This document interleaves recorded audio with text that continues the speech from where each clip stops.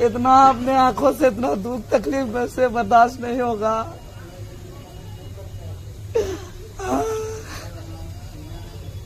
आज यही सब आवाज उठाने के लिए हम घर छोड़ दिए। मेरा माँ हमको छोड़ के चल गई, सेवा नहीं कर पाए। आज आवाज उठा रहे तो हमको मार दिया जा रहा है।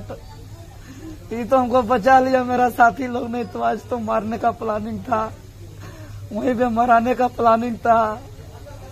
ऐसा घेर के जैसे कोई टेररिस्ट आतंकवादी है, कितना बड़ा गुनाह किए हैं। जैसा मेरे ऊपर का लाठी मेरा दोस्त लोग अपना शरीर में खाया, अपना बदन में लिया, तब जाके अभी हम जिंदा। तो वहाँ पर गए।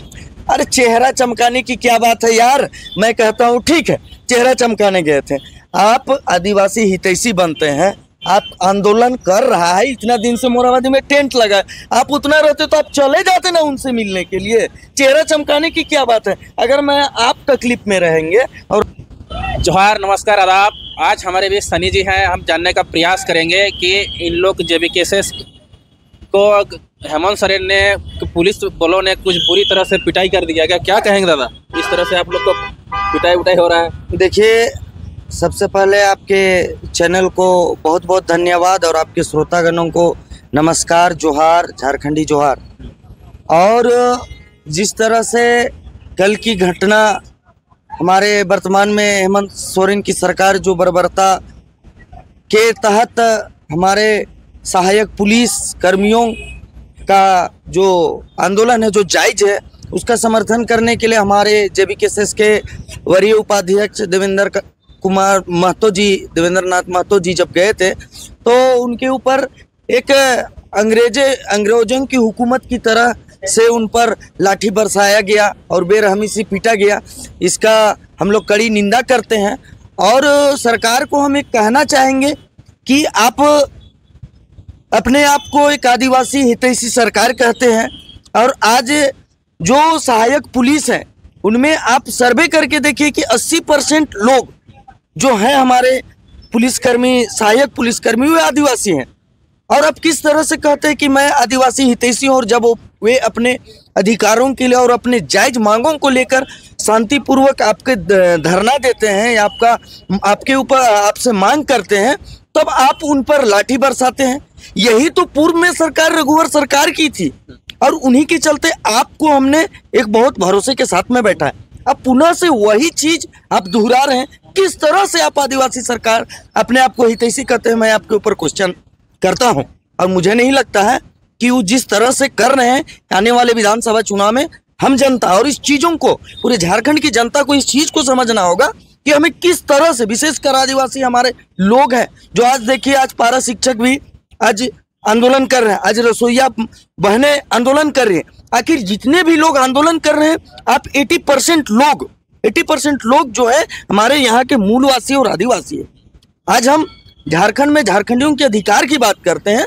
जब हम स्टेज पे आप देखिएगा मुख्यमंत्री का भाषण, तो बड़ी बड़ी आदिवासियों की हितैषी बनने का वो वादा करते हैं और भाषण में बोलते हैं, लेकिन वो जो जमीने में उतरने की जब बात होती है तो वो आपको कल की घटना आपको पूरे स्पष्ट रूप से कह दिया जाता है कि कथनी और करनी में क्या अंतर है।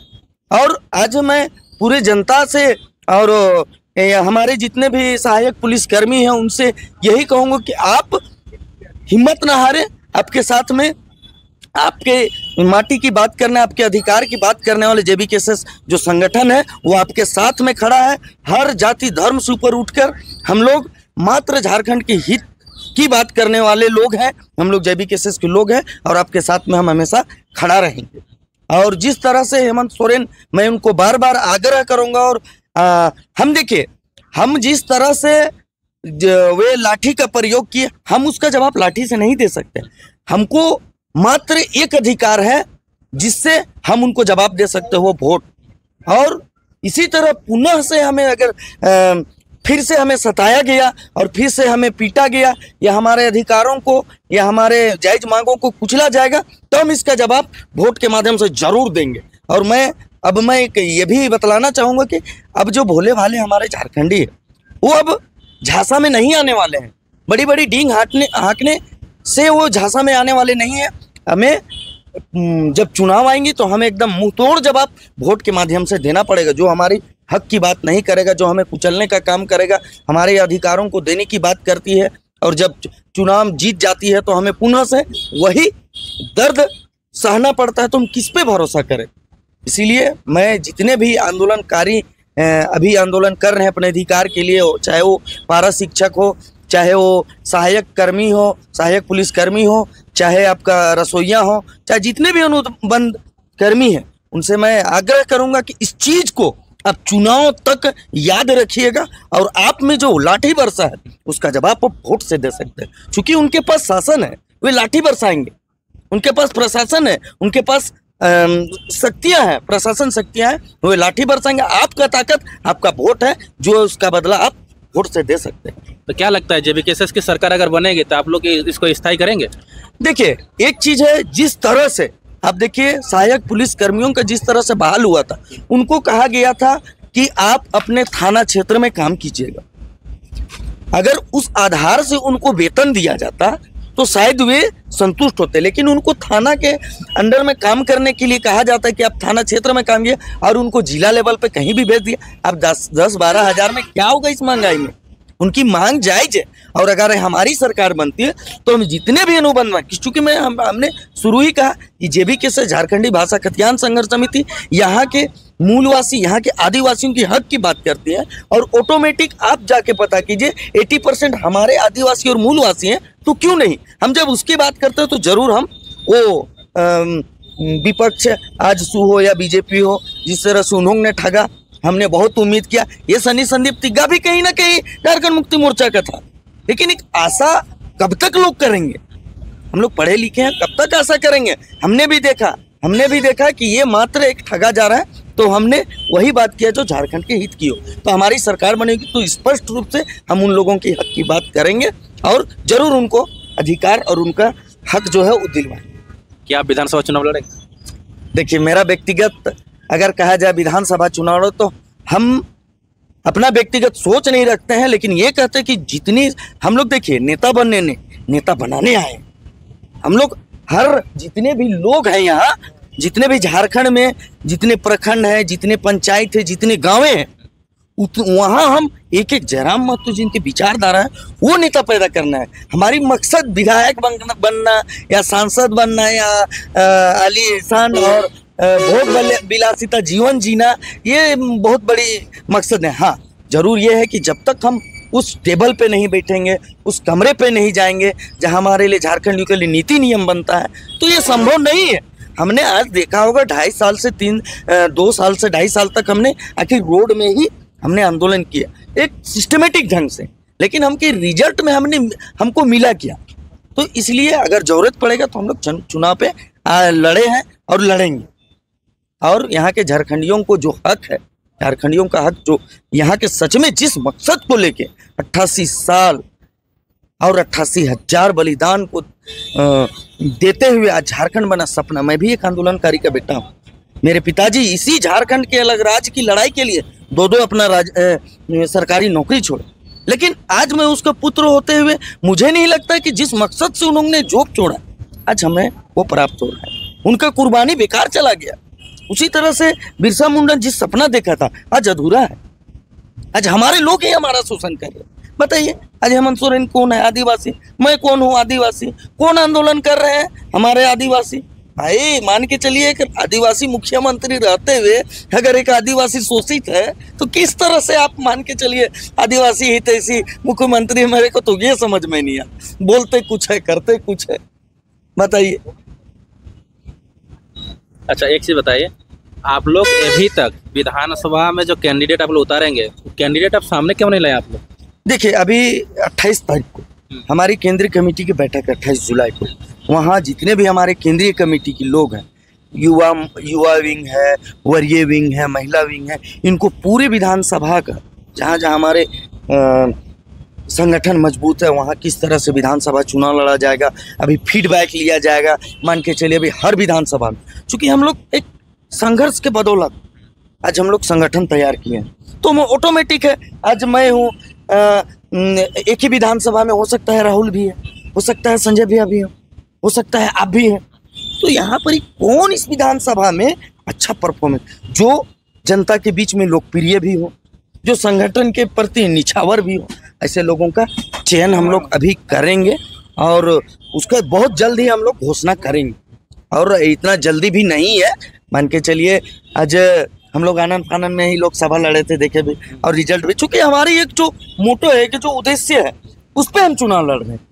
अब देख लेते, आप तो बहुत न्यूज कवर किए हैं जब केसेस का, आप देखते भी होंगे कि न हमारे पास में खर्चा है ना पर्चा है। देखे होंगे कि हमारे जो वरीय उपाध्यक्ष जिनको पुलिस कल बेरहमी से पीटा, जब वो चुनाव लड़ेला रांची लोकसभा से, वो तो अधिकतर दिन जेल में ही थे। लेकिन रिजल्ट आपको बता देगा कि युवा जो है बदलाव के लिए, यहाँ के लोग बदलाव चाह रहे हैं, आपको इस चीज को मानना पड़ेगा। तीसरा ऑप्शन के रूप में, तीसरा विकल्प के रूप में जेबी केसेस है। आप मान के चलिए उस समय में जब आज कहे, अगर कोई कहे कि नहीं देवेंद्र नाथ महतो को लाठी से पीटा गया और उनको मारा गया, ये वो मतलब क्या बोले, ये वास्तविक है और होगा ही। कितनी कुर्बानियां, ये आंदोलन कितना, आज देखिए कितने लोग शहीद भी हुए, आपको पता भी होगा कितने लोग शहीद भी हुए जेबी केसेस में रहते। आंदोलन के 2.5 साल में कितने लोग शहीद हुए, उनको नमन करता हूँ। सोचिए कि उस समय में, अभी क्वेश्चन करता हूँ कि जेबी केसेस से पहले भी आंदोलन हुआ, जब झारखंड राज्य की मांग हुई थी, उस समय जितने लोग झारखंड राज्य की मांग करते थे, उस समय में जो शासन व्यवस्था थी उसके लिए भी वो लोग उग्रवादी थे। उस समय भी वो शासन उसको परमिशन नहीं देती थी। तो आज जब हम सरकार के खिलाफ अगर आवाज उठाएंगे, ऑटोमेटिक हमें लाठी मारेगी हमें, और हम पर केस FIR होगी। जब उस समय उनको इजाजत नहीं देते थे वो शासन प्रणाली, तो आज की शासन प्रणाली, उसके खिलाफ हम लड़ेंगे, हमें कहाँ से परमिशन देगी। आदमी तो ये भी आरोप लगा रहे हैं झारखंड मुक्ति मोर्चा वाले कि ये चेहरा चमकाने के लिए देवेंद्र महतो वहां पर गए। अरे चेहरा चमकाने की क्या बात है यार, मैं कहता हूँ ठीक है चेहरा चमकाने गए थे, आप आदिवासी हितैषी बनते हैं, आप आंदोलन कर रहा है, इतना दिन से मोराबादी में टेंट लगा है, आप उतना रहते तो आप चले जाते ना उनसे मिलने के लिए। चेहरा चमकाने की क्या बात है। अगर मैं आप तकलीफ में रहेंगे और नहीं तो अभी हम जिंदा भी नहीं रह पाते हैं।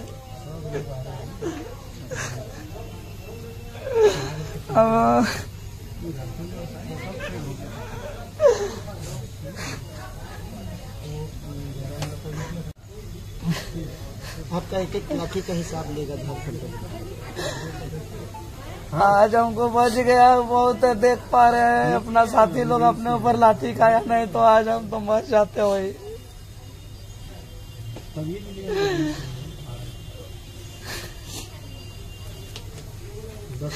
लाज शर्म लगना चाहिए सरकार को, लाज लगना चाहिए, लाज में मर जाना चाहिए। मोराबादी मैदान में क्यों बात नहीं किया आज तक जाके, क्यों मांग पूरा नहीं किया। अभी 4 बजे बोला हम तो कोई पहला दूसरा दिन नहीं गए थे। नहीं आएगा, वो साजिश है, सब साजिश है। लोग बात करें ना बिल्कुल ना इस राज का। अच्छा